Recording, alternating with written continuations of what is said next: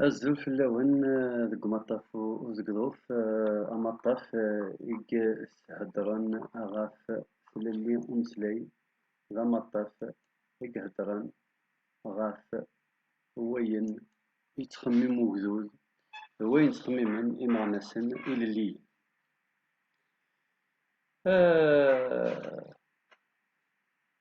Tissin-agi d-yusa umeqqran n tegduda n Fransa,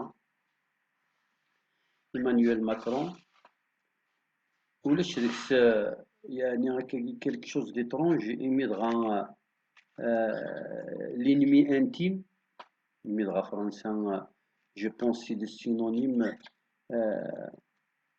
qui enfin l'un des synonymes qui lui valent le mieux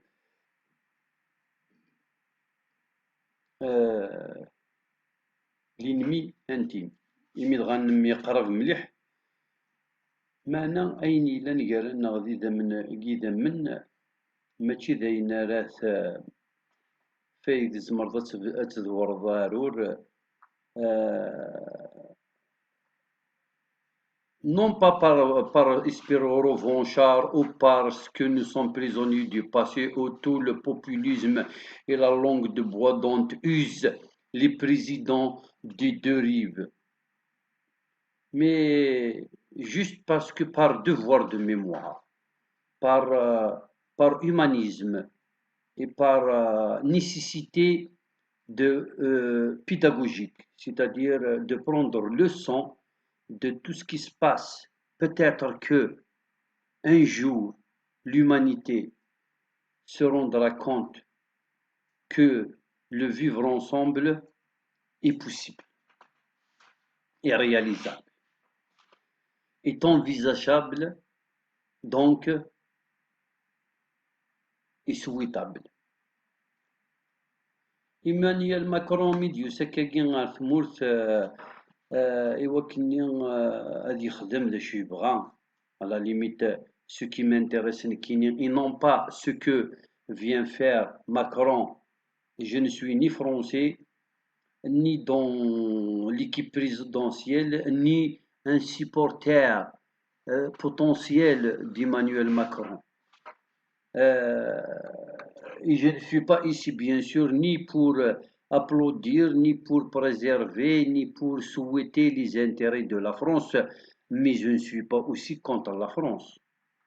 Je sais simplement qu'en France, en dépit de tout ce qui se dit par les intellectuels humbles et sincères et de la société civile, humaine et citoyenne, il y a encore, et de plus en plus peut-être forte, hélas, une bonne partie de la France coloniale qui n'en veut pas en démordre de la gabegie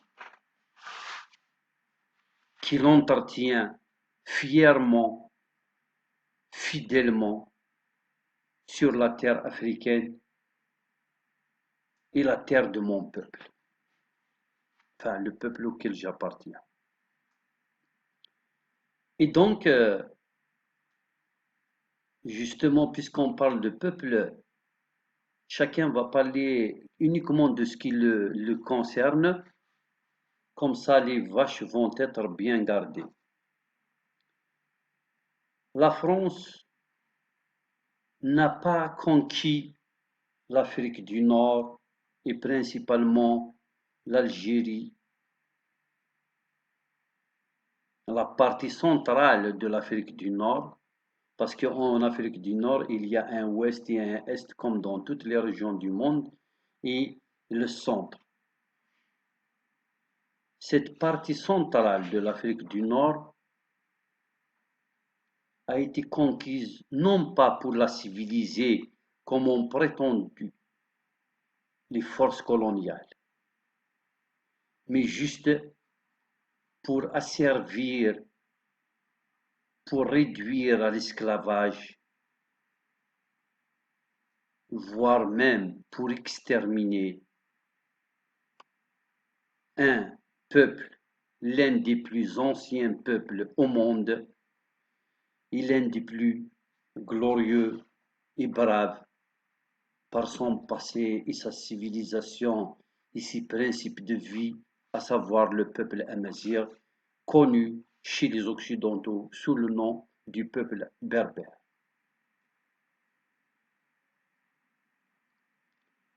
Exterminé pourquoi? Parce que le colonialisme en venant conquérir l'Afrique du Nord, il n'était pas dans une campagne civilisationnelle comme il l'avait prétendu, mais il était dans une ambition belliqueuse, celle qui consiste à élargir ses territoires et s'accaparer des biens des autres. Et voilà donc ainsi le premier péché commis par la France. Il sera à jamais inscrit dans l'histoire de ce pays qui prétend être la terre d'asile et la terre des droits de l'homme et la terre de la liberté et de la science et du progrès. La France a conquis le peuple amazigh, les Numides, qui ont tant rendu service à la rive nord de la Méditerranée, qui ont tant contribué à l'essor civilisationnel et technologique, économique, et j'en passe, de tous les pays de la rive nord du bassin méditerranéen. La France, en ravageant les terres africaines, en l'occurrence, entre autres, l'Algérie, ont exterminé grâce à la guerre, sans merci, ni foi, ni loi, n'ont épargné ni enfants, ni femmes, ni animaux, ni vergers, ni forêts, ni douars, ni tribus, ni villages, ni villes. Ils ont saccagé et détruit tout sur leur passage pour qu'ils transforment cette terre en terre européenne, c'est-à-dire française, ou plutôt latine, puisque dans la politique du peuplement, ils n'ont pas trouvé suffisamment en France. L'Empire français est allé chercher des migrants pour venir d'Espagne, du Portugal et de tous les pays d'Italie et de tous les pays qui voudront bien envoyer leurs racailles, les taulards, les SDF, les sans-papiers et toute personne sans profil ni perspective pour venir tenter sa chance sur ces nouvelles terres, sur ce nouveau continent sauvage, barbare et inexploré et inexploité, pour reprendre leur dire et le discours de l'époque.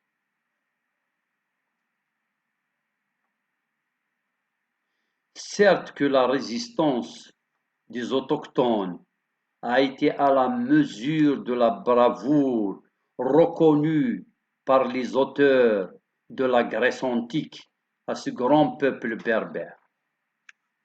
Certes que les véritables autochtones habitants de cette terre, les imagiront dans leurs différentes formes d'expression linguistique, ethnique et religieuse, se sont formés chacun selon une époque, selon les moyens, selon les opportunités et puis surtout le degré de la répression qu'ils ont subi de la part des généraux français conquérants et envahisseurs. ont quand même organisé des résistances qui ont eu raison d'eux devant la supériorité numérique des soldats français, mais surtout l'arsenal de l'armement français colonial qui a été d'une qualité et d'une technologie beaucoup trop supérieure par rapport aux rudiments, aux armes pratiquement primitives que possédaient les autochtones. Les généraux ou les soldats français sont allés chercher femmes, jeunes filles, adolescents, chérubins à l'intérieur des cours, des petites maisons, même des grottes. Même quand ils fuyaient dans les djebels, les montagnes, ils allaient les chercher pour les tuer, les torturer et les faire parler pour qu'ils sachent qui était contre eux et qui organisait des rébellions et des résistances contre le grand homme blanc, le grand blanc aux yeux bleus qui est le sauveur qui est venu pour civiliser et apprendre aux Africains à comment se chausser. Pour reprendre toujours leurs termes, leurs propos. 130 ans d'opposition de différentes formes, y compris la guerre de libération. Certes que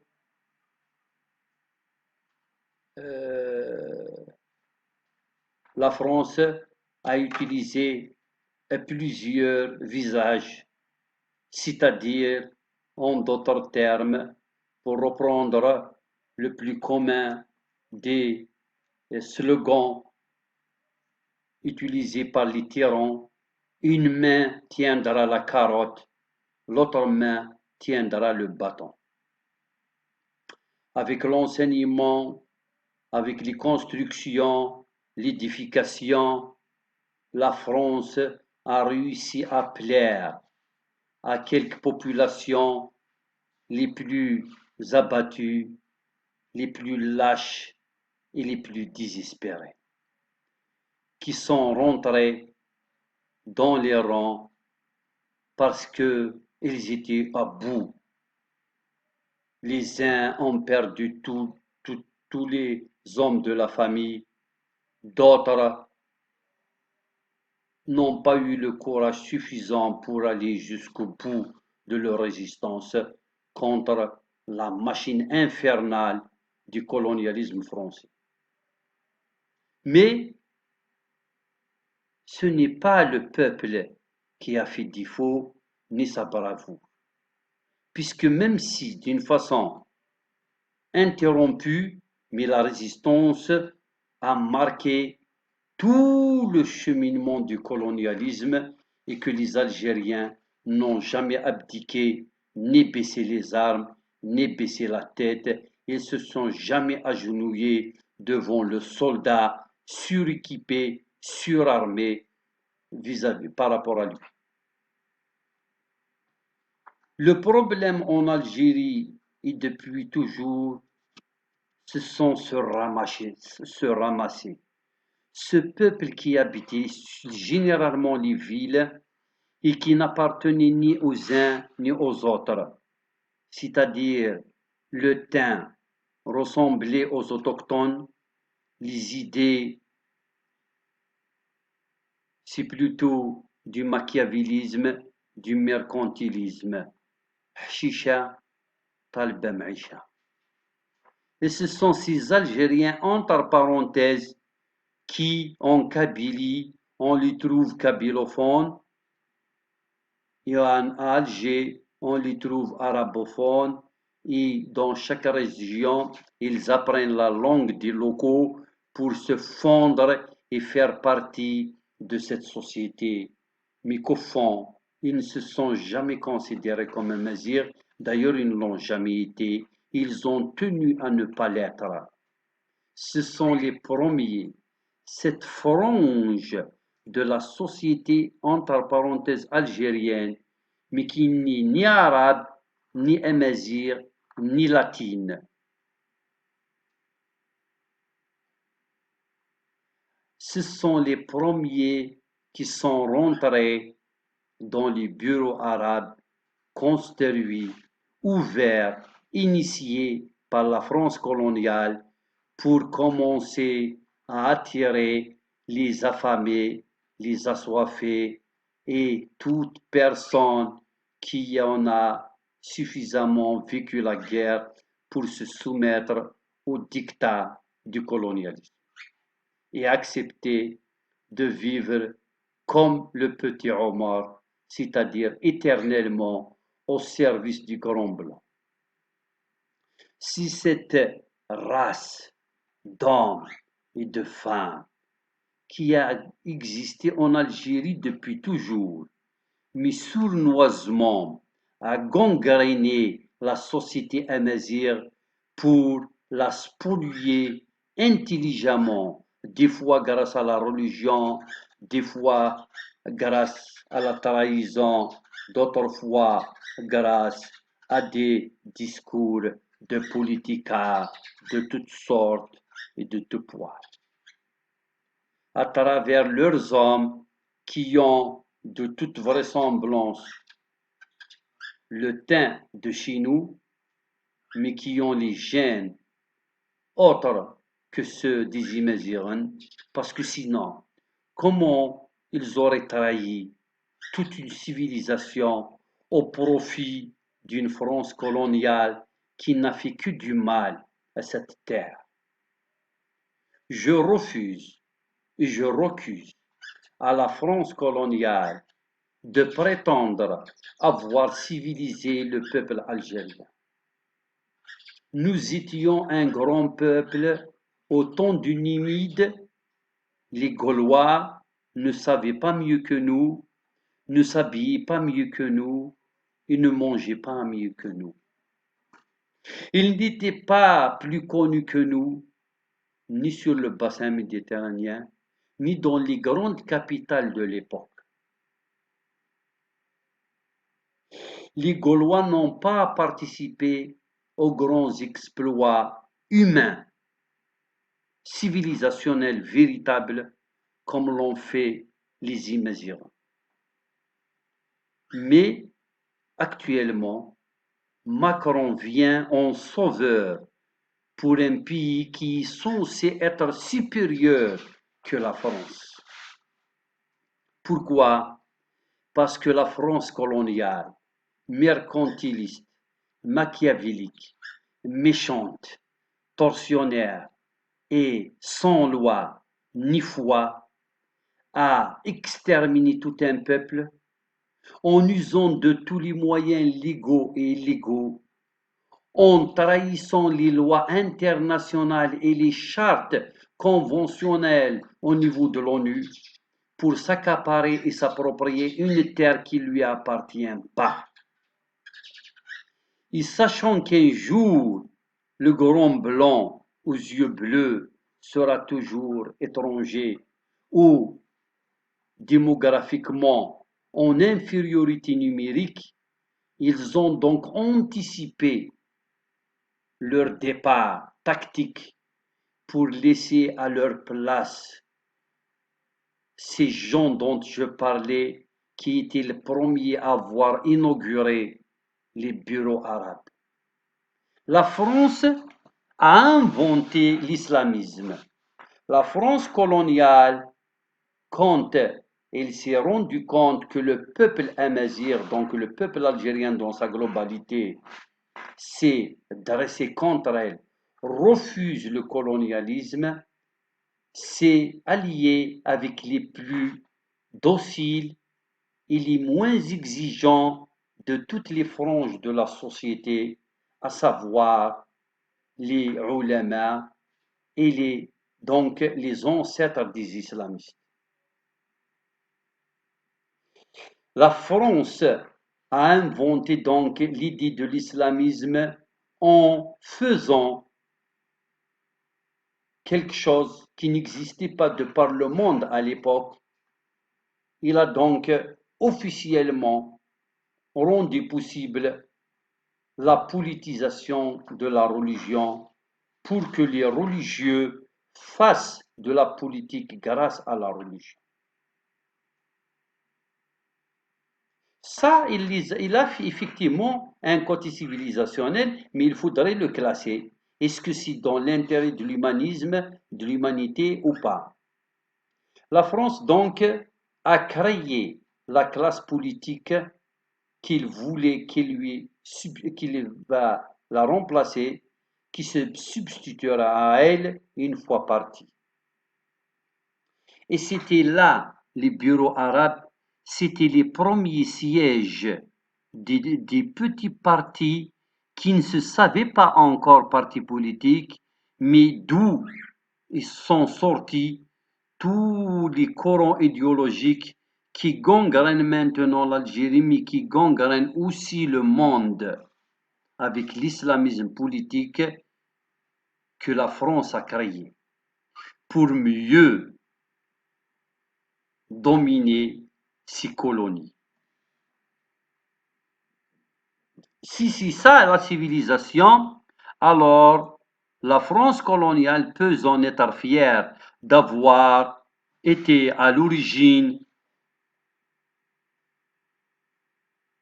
du terrorisme, puisque l'islamisme a ensuite conduit au terrorisme, à l'intégrisme, au fondamentalisme et au féodalisme, à l'ethnicisme, etc.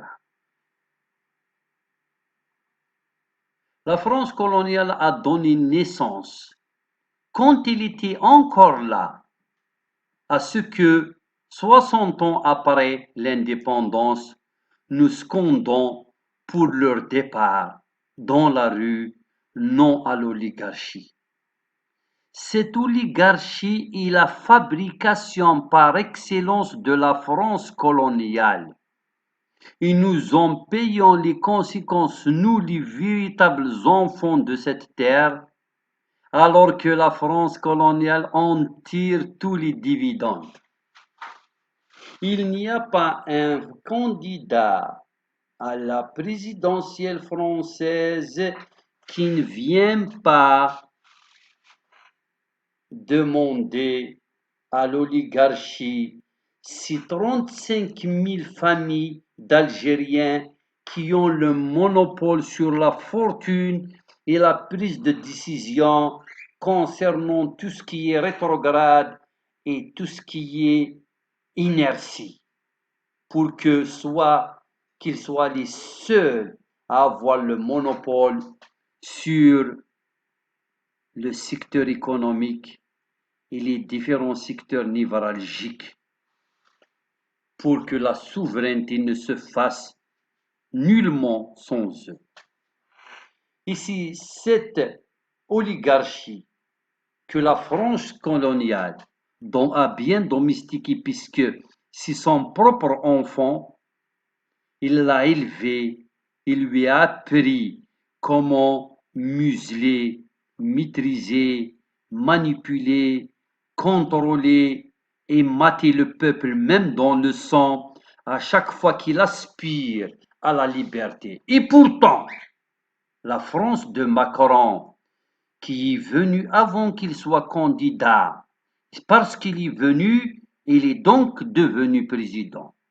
La France de Hollande, qui a menti en parlant de Boutef, mais il fallait qu'il vienne pour qu'il reste président. Chirac et Mitterrand, souvenez-vous, et pratiquement tous les présidents, Giscard d'Estaing, Pompidou, De Gaulle, c'était encore le colonialisme, mais ils sont tous venus à chaque fois qu'ils étaient déstabilisés ou il fallait venir pour être sûr de devenir président en France. Cet ennemi intime, cette relation ombilicale qui lie l'oligarchie avec l'État français est si profond, si ancien, que la France sera redevable devant l'histoire par rapport à ce qui se passe en Algérie. Moi, je ne peux pas prétendre, ni souhaiter, ni m'attendre à quoi que ce soit venant de Macron. Ce n'est ni mon président. Je ne suis ni français et je ne veux pas que la France nous offre quoi que ce soit et je ne m'attends à rien à ce qu'il plaide ma cause. J'aurais voulu juste qu'il soit honnête au moins une fois, qu'ils soient des hommes qui vont enfin décider de cesser de sucer la fortune, les matières premières et les ressources naturelles des peuples autochtones. Si vous prétendez être une grande nation, pourquoi vous n'avez pas le courage de nous foutre la paix et de nous laisser avec au moins nos ressources? Nous allons pouvoir peut-être un jour vous égaler, voire vous dépasser.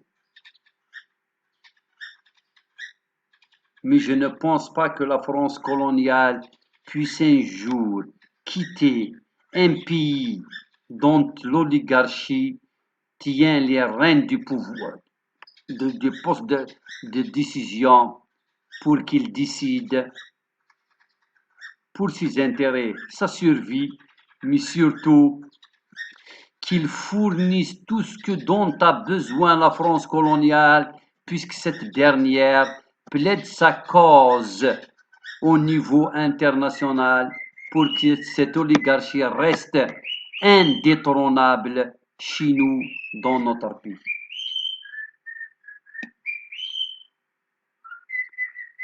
Donc, ce qui est à retenir de cette visite, c'est de la poudre aux yeux pour faire semblant que Macron est venu voir le peuple amazigh. Or que ce peuple est le dernier qui se carne aussi dit pour et pourtant, ne serait-ce que par devoir de l'histoire, grâce au peuple amazigh, la rive nord de la Méditerranée est restée méditerranéenne, est restée africaine. Il aurait sombré depuis longtemps dans des projets de société, dans des régimes totalitaires et théocratiques. Mais la France ingrate, la France inhumaine, la France qui ne pense qu'à ses intérêts mesquins, ne pourra jamais se rendre compte de la bravoure et du sacrifice de ce grand peuple. Le peuple amazigh ne pardonnera jamais à la France coloniale. Non pas seulement qu'elle est venue détruire l'Afrique du Nord, mais quand ils lui ont tout enlevé et qu'il a poussé une grande partie de ce peuple à immigrer sur sa terre, ce sont ces derniers qui ont été les médecins, les bons citoyens, je parle du peuple amazigh, qui n'a jamais posé problème ni de langue, ni de religion, qui a su s'intégrer en ses façons parce qu'il avait faim, parce que la France coloniale l'a affamé. D'ailleurs, en France, les Kabyles, les Chaouis, les Mouzabites, les Touaregs n'ont jamais posé problème à la France. Ils ne sont même pas des bandits. Même quand ils ont faim, ils ne deviennent pas des pickpockets. Bien sûr, pour jouer dans la politique, pour salir tout ce qui vient du Maghreb, on généralise, on dit ça l'arabe à tout le monde, et je ne sais même pas est-ce que c'est réellement des Imagéens ou des Arabes qui font ça. Mais la France, il fallait qu'il soit dans son discours habituel, le racisme oblige, il est donc tout ce qui est bronzé, et donc il est d'origine marocaine ou algérienne. Or que c'est fou. Et puis même si ce sont ses propres harkis qui vous ont aidé, qui vous ont accompagné comme des guides, comme des éclaireurs, dans l'exploration des terres de l'intérieur des pays que vous avez été obligé de prendre avec vous, qui se sont retournés contre vous. Le peuple amazigh vous a livré bataille jusqu'à la mort quand vous étiez ici, et il est parti en bon perdant travailler pour gagner sa croûte et nourrir ses enfants quand il fallait immigrer parce que les tenants du pouvoir en Algérie nous ont offert aucune perspective, surtout pour ceux qui portent la langue amazigh comme moyen de communication. Nous étions indésirables et la France coloniale a tout fait, puisque c'est elle qui a interdit la langue kabyle bien avant le déclenchement de la lutte armée, et c'est elle qui a fait l'essor de la langue arabe parce qu'il fallait négocier avec certains qui étaient d'accord à partager le gâteau Algérie avec la France coloniale, mais ces derniers parlaient la langue arabe, donc il fallait privilégier la langue de ses amis, de ses alliés, de ses partenaires locaux et à l'intérieur de l'Algérie. C'était de bonne guerre.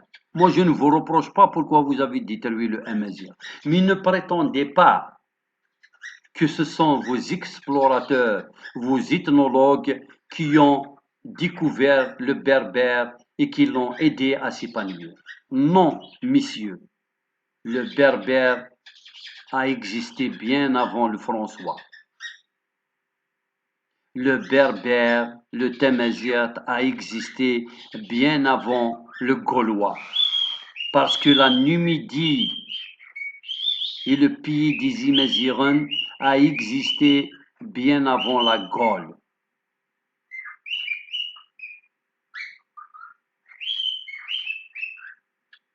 Vous avez ravagé l'Afrique du Nord et vous étiez le pire des colonisateurs. S'il fallait que l'Algérie soit colonisée un jour, j'aurais souhaité qu'il soit colonisé par d'autres puissances autres que l'Empire français. Parce que regardez toutes les colonies anglaises, anglo-saxons. Regardez comment ça s'est fait le processus de libération et d'indépendance. Il y a eu de façon équitable partage de pouvoir, de transition, jusqu'à ce que les peuples autochtones aient la souveraineté complète sur leur territoire. Certes qu'au niveau du Commonwealth, par exemple, la Grande-Bretagne a sa place dans je ne sais pas, on va dire l'économie, par exemple, indienne, l'establishment de l'Australie par rapport aux Hollandais ou de l'Afrique du Sud par rapport aux Boers, au chacun dans son... Mais d'une autre façon, ils leur ont donné le plein pouvoir concernant la décision de leur destin.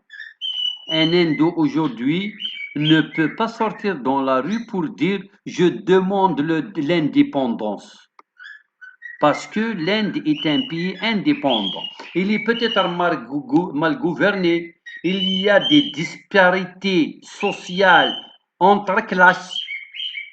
Il y a une bourgeoisie qui a trop d'argent et une classe défavorisée. Mais on ne peut pas dire que les Indos ne décident pas du destin de leur pays. Et puis de toute façon, l'Inde, c'est une puissance.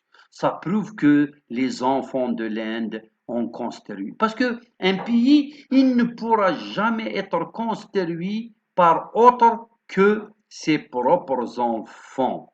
C'est là, c'est une règle d'or incontournable et qu'on ne peut pas remettre en cause. Un étranger, s'il vient construire un pays, ou bien il a l'ambition d'en faire sien, ou bien il est chichement payé pour qu'il puisse travailler en fonction du salaire qu'ils touchent. C'est pour ça que les immigrants en Algérie, tant qu'ils n'auront pas la place qu'ils méritent, c'est-à-dire la place du choix, puisque c'est leur pays, jamais il y aurait quoi que ce soit de significatif sur cette terre. Pourquoi? Parce que l'oligarchie qui décide, qui a le monopole sur les biens, ne se sent pas suffisamment algérienne. Il est redevable, il se reproche trop de choses parce qu'il est un contentieux vis-à-vis de l'histoire du peuple et de la terre. Il a été dans toutes les compromissions et dans toutes les trahisons et grâce à la complicité de la France coloniale. Un assassin doit courir toute sa vie durant, sinon il se fera épingler. Voilà ce qui est arrivé à la France coloniale et ce qui est le destin de cette France coloniale et sa complice, l'oligarchie algérienne à laquelle il a légué tous les pouvoirs, en lui facilitant l'accession au pouvoir. Il a liquidé tous les héros et les grands battants, c'est-à-dire martyrs. Il a marginalisé les intellectuels, les gens pragmatiques et progressistes. La France coloniale a stigmatisé plusieurs régions en les dressant les unes contre les autres pour mieux maîtriser le tissu social. Quand il est sorti officiellement, il a laissé le terrain, le champ libre à le poulain, c'est-à-dire les gens qu'ils ont préparés pour se substituer à eux, à savoir l'actuelle oligarchie qui a l'argent, le pouvoir de décision et les yeux de l'Occident sur les véritables citoyens qui voudront arracher un peu plus de liberté d'expression, un peu plus de liberté d'opinion et pourquoi pas accéder à des postes de responsabilité pour apporter un plus à l'essor économique et social dans cette jeune nation qui est la nation algérienne.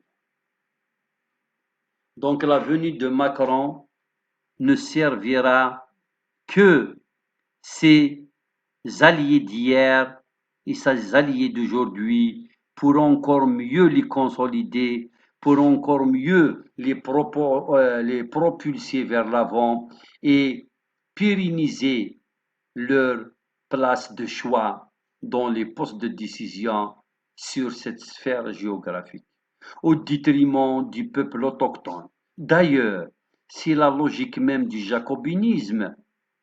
Les deux seuls pays jacobins au monde, c'est la France et l'Algérie. Si la France voulait le bien du peuple amazigh, elle aurait commencé par libérer le peuple breton, le peuple corse, le peuple marseillais et toutes ces régions qui voudront avoir une autonomie régionale. Et pourtant, la France officiellement est une démocratie. Mais regarde au niveau du tissu social, au niveau des institutions, au niveau du contre-espionnage, le travail de sape qu'il est en train de faire en détriment de ces régions qui voudront bien, tout en restant françaises, qui voudront bien s'épanouir et s'émanciper autant que région, autant que, on va dire, différences et particularités linguistiques, ethniques, géographiques et peut-être même politiques et sociales. L'État jacobin a voulu que rien de cela ne se fasse et que seul Paris décide sur le reste du territoire de l'Empire français. Que dira-t-on d'une ancienne colonie comme l'Algérie? Jamais la France ne pourra écouter, entendre le cri de l'un des plus anciens peuples au monde à savoir le peuple amazigh, pour qu'il puisse l'aider à s'épanouir. Puisque de par le passé, c'est cette France coloniale qui a été à l'origine de l'extermination, de la stigmatisation et de la mise en parenthèse de ce peuple qui était dans la vallée, dans les plaines, quand les Français, le général Bugeaud et consorts sont arrivés, nous avons fui pour aller vivre dans les cimes, les hauteurs des montagnes, des différentes djibels, les différents monts du pays, du Djurdjura au mont Chenois et les Bibènes et toutes les autres régions d'Algérie jusqu'au Hogar. Voilà pourquoi Macron, s'il est là, c'est sans doute pas pour le peuple amazigh, mais pour les 35 000 familles oligarques qui marquent le jour et la nuit, le beau temps et la pluie.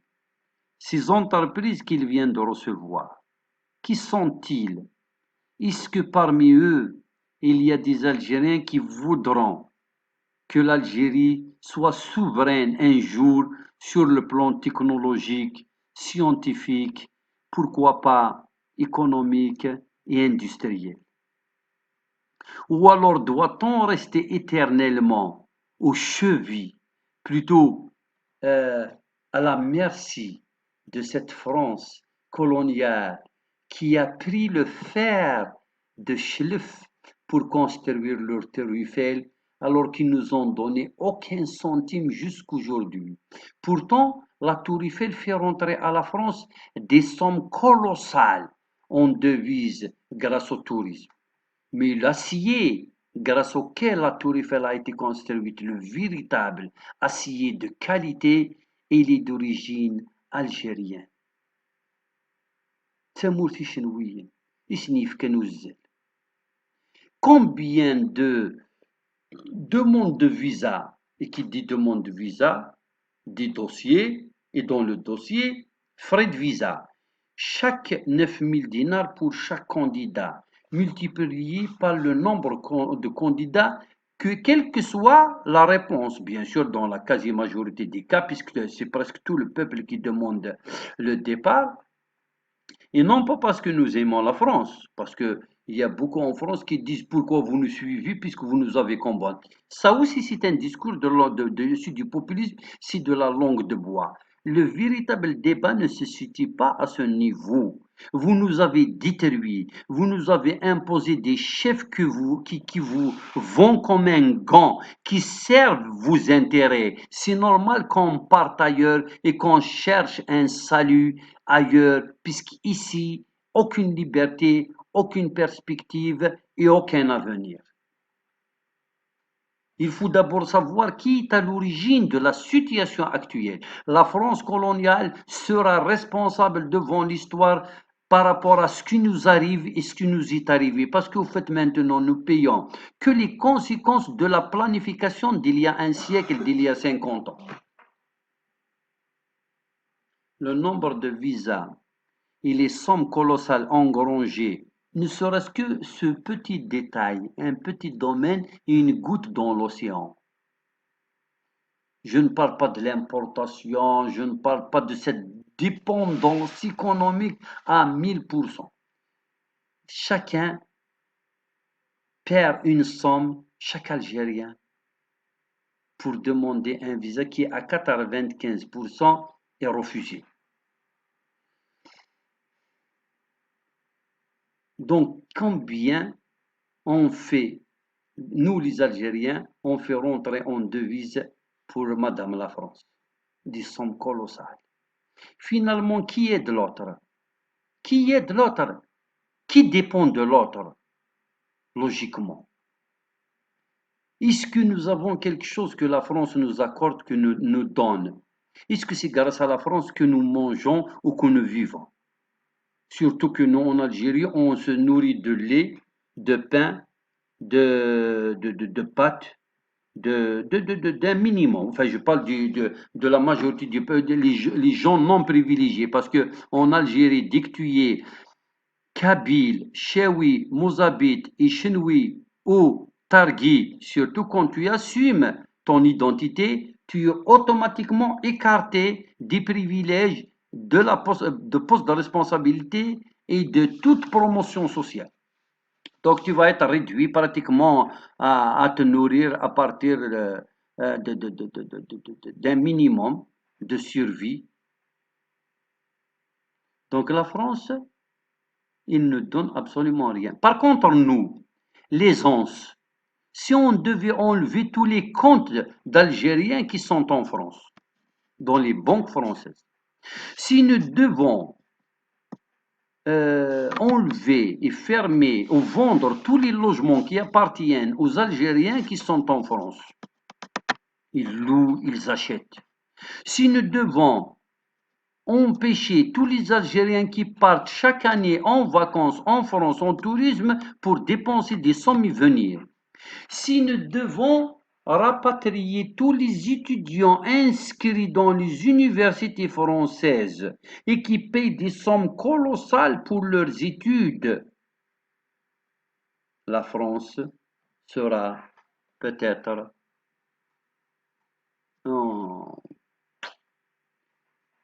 va sentir économiquement la perte. Donc, tout a été planifié pour que l'Algérien vive au service de la France. Donc, de la France coloniale. Parce qu'il y a des Français qui sont étonnés quand on leur raconte tout ça. Ils voudront bien reconnaître le peuple algérien en ami, comme un autre peuple, sans pour autant que nous puissions être ni dépendants d'eux, ni qu'ils soient dépendants de nous, que nous vivions comme du temps de l'Antiquité. Enfin, dans le temps, la Grèce, la Gaule n'existait pas encore. Vous étiez encore plus que primitif, mais quand le peuple amazigh, le peuple grec, le peuple romain, les grands peuples de la Méditerranée existaient déjà, il y avait de la liberté, il y avait de la citoyenneté, il y avait de l'équité et les échanges équitables. La France coloniale